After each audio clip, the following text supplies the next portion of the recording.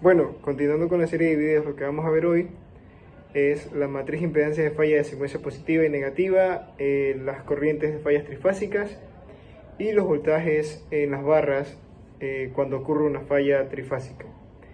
Entonces, las impedancias de secuencia positiva, secuencia negativa y secuencia cero son distintas. La de secuencia positiva y la de secuencias negativas son iguales, pero la de secuencia cero es distinta.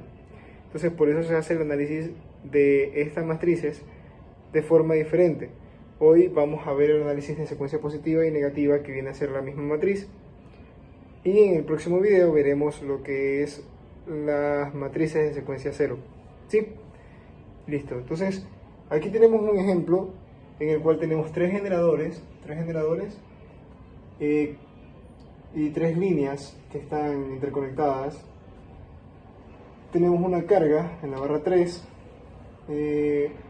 Entonces, el problema nos pide lo siguiente: hallar la matriz impedancia de cortocircuito de secuencia positiva y negativa, que es la misma, las corrientes de falla en cualquier barra, en todas las barras, y los voltajes en las barras 1, 2, 3 y 4 para una falla ocurrida en la barra 3, una falla trifásica ocurrida en la barra 3.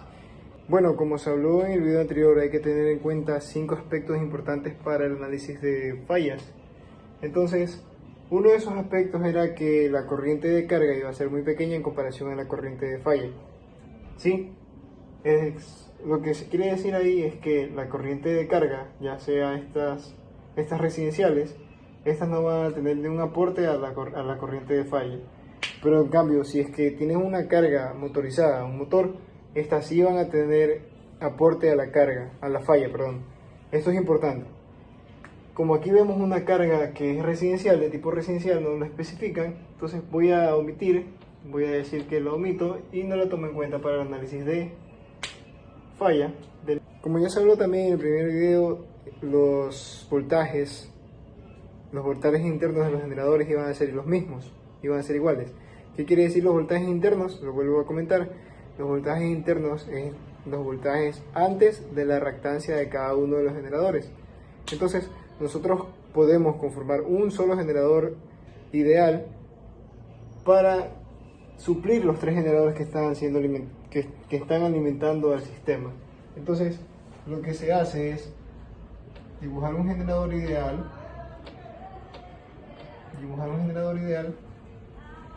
teniendo una barra de referencia aquí. Esta va a ser nuestra barra de referencia, y entonces la reactancia del generador 1 es 0.10 y está conectado a la barra 1. Digamos que la barra 1 está aquí, entonces la reactancia del generador 1 va a estar conectado a mi barra de referencia de todos los generadores. Entonces esta va a ser XE1.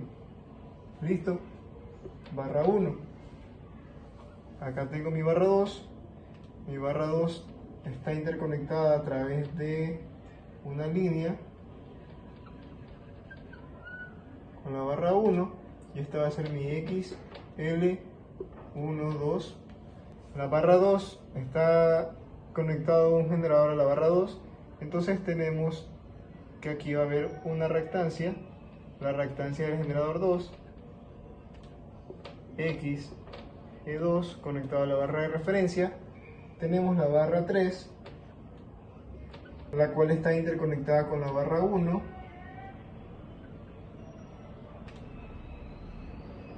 por XL13, y tenemos la barra 4 que está interconectada con la barra 3 a través de una impedancia XL34. Y para finalizar tenemos la barra 4, el generador 3 que está conectado, la reactancia del generador 3 que está conectada a la barra de referencia, que es XG3. Listo. Entonces, así va a ser nuestro sistema en secuencia positiva. En secuencia negativa es lo mismo, solamente que no existe el generador de aquí. Se lo quita, se lo saca, y es la misma tipo de conexión que el de secuencia positiva, ¿ok? Entonces, otra suposición de este análisis es que vamos a tener aquí más menos el voltaje pre-falla, el voltaje antes de falla, que usualmente es 1 en por unidad. ¿Sí? Hay que tener en cuenta también las reactancias, o sea, las impedancias, perdón, deben estar todas en por unidad. En este caso se asume que están todas en por unidad porque el ejercicio me lo entregaba así. Pero si no es así, hay que llevar todas a por unidad y realizar este análisis. Bueno, una vez realizado el circuito de secuencia positiva o negativa, que es el mismo, entonces hemos quitado al generador para hacer solamente el análisis de las impedancias de falla. Listo, entonces la matriz de Z de falla va a ser de 4×4, porque hay 4 barras. Entonces tenemos Z11, Z12, Z13, Z14 y así sucesivamente. Pero lo que más importa de esta matriz es la diagonal de esta matriz, porque con la diagonal de esa matriz se van a hacer los cálculos de las corrientes de falla. Aunque les voy a enseñar cómo calcular también las otras impedancias, ¿sí?, de falla. Entonces, primero vamos con la diagonal porque es lo más sencillo que puede haber. Entonces, en la diagonal, lo único que tienen que hacer es ir, digamos, si ustedes quieren Z11, ustedes tienen que ir a la barra 1 y hacer un equivalente hasta ese punto. Entonces, lo que ustedes hacen es, ven esta XG1 normal, ¿verdad? Esto está en serie a XG2. Entonces, lo que vamos a hacer es XL1, L12 más XG2, XL12 más XG2, ¿sí? Esto también está en serie, ¿se dan cuenta? XL13, X34 y XG3 está en serie, pero esto de aquí, lo que está aquí, está en paralelo a lo de acá arriba, ¿se dan cuenta? Está en paralelo, ¿sí? Porque tiene el mismo punto de referencia y el mismo punto de voltaje en la barra 1, ¿sí? Y así mismo está en paralelo a XG1. Entonces, esto sería la suma de esto, estaría en paralelo a la suma de XL13, XL34 y XG3. Entonces sería XL13 más X34, L34 más XG3. ¿Listo? Y eso en paralelo a el XG1, ¿correcto? No me alcanza la pizarra, pero aquí va. ¿Listo? Entonces, esa sería la primera impedancia de falla, ¿sí?, de la diagonal. Asimismo con el Z22, ustedes lo que hacen es van a la barra que quieren analizar y hacen un equivalente Thevenin hasta ese punto. Entonces, ¿qué cargas nomás están ahí? Tenemos, primero tenemos el XG2, que se lo voy a poner primero.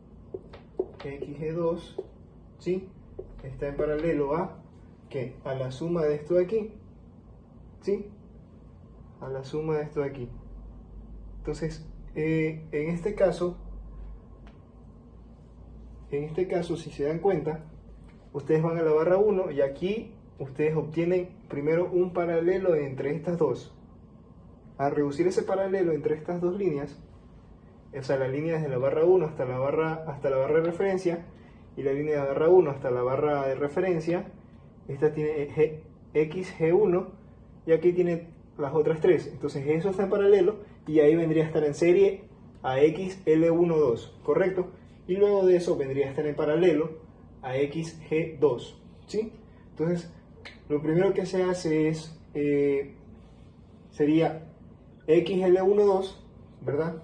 XL12, esto más el paralelo, ¿sí?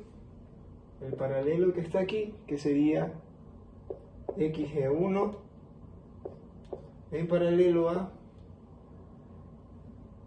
XL13, XL34 y XG3. En este caso vamos a llamarlo XP para reducir nomás, ¿sí?, el análisis.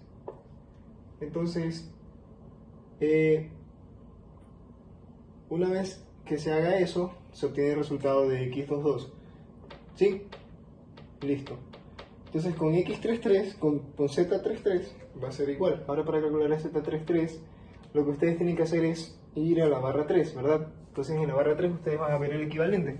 Si se dan cuenta, esto está en serie hasta la barra de referencia, ¿sí? Esto vendría a estar en paralelo con la barra con el punto de la barra 3 a la barra de referencia, pero primero tendrían que reducir el paralelo entre XG1 y XL12 más XG2, ¿correcto?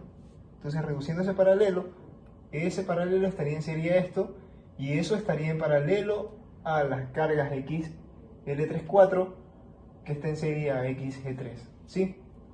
Entonces para el Z33 sería de esta manera, sería XL34 más XG3, ¿sí? Está en paralelo a XL13, que eso vendría a estar en serie al paralelo que tienen ahí arriba, que el paralelo que tienen ahí arriba sería XG1, que está en paralelo a la suma de XL12 más XG2, XL12 más XG2. Listo.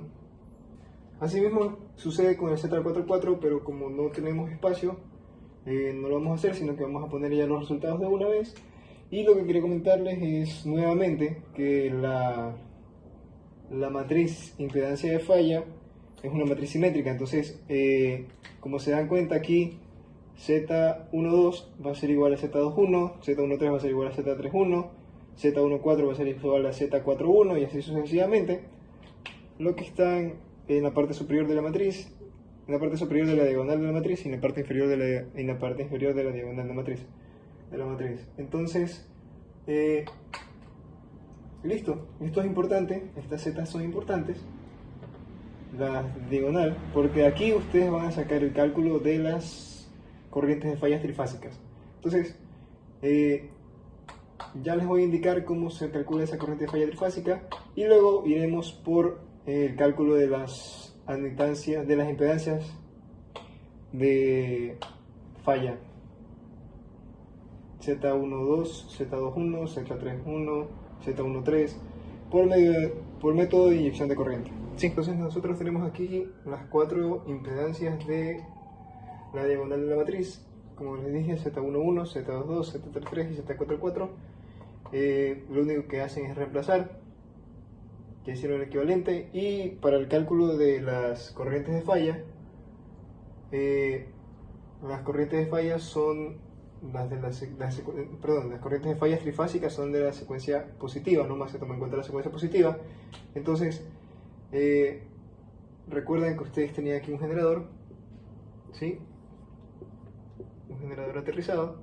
Entonces aquí vamos a tener un más o menos voltaje prefalla, ¿sí? Entonces para cualquier falla en cualquier barra, lo único que ustedes van a hacer, van a tomar el voltaje prefalla, ¿sí? Y lo van a dividir para la Z que pertenezca a la barra, la Z equivalente que de la barra al cual ustedes quieren calcular la corriente trifásica de falla. Entonces, por ejemplo, si yo quiero la corriente trifásica cuando existe una falla en la barra 1, la corriente de falla trifásica en la barra 1, entonces sería, digamos, I de falla trifásica en la barra 1. Esto sería igual a el voltaje prefalla sobre el Z11. Aquí usualmente el voltaje prefalla se lo asume que es 1 por unidad para temas de ejercicios, pero puede ser que no sea 1 por unidad en casos distintos. Y entonces, en este caso, como es 1 por unidad, nosotros podemos poner que es así, sobre 0.3676, 0,3676, ¿sí? Y ese vendría a ser el valor de la corriente de falla trifásica en por unidad. Entonces vamos a ver cuál es el resultado de esa división. Y este es el resultado de la división, 2.7203. Aquí hay que tener cuidado con la representación. Aquí las impedancias recuerden que son en J, ¿sí?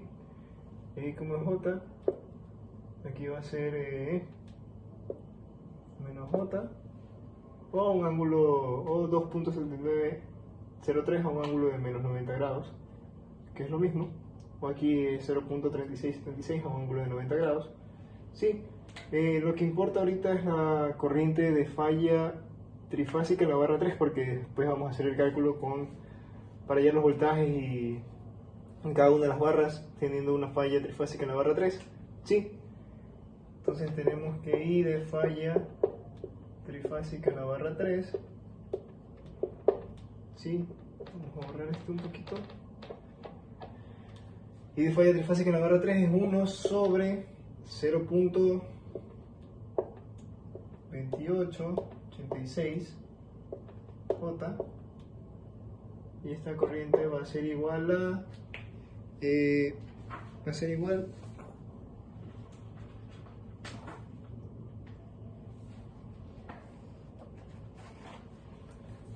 igual a esta corriente va a ser igual a menos J 3,46 por unidad. Si ustedes quieren la corriente en amperios, tendrían que multiplicar por la corriente base de la zona a que pertenezca. En este caso es solamente una, porque no hay por medio transformadores, entonces todos tienen el mismo nivel de tensión, ¿sí? Y de ahí así se calcula, las corrientes de fallas trifásicas. Ustedes pueden calcular las corrientes en las otras dos barras, las corrientes de fallas trifásicas en las otras barras, es sencillo.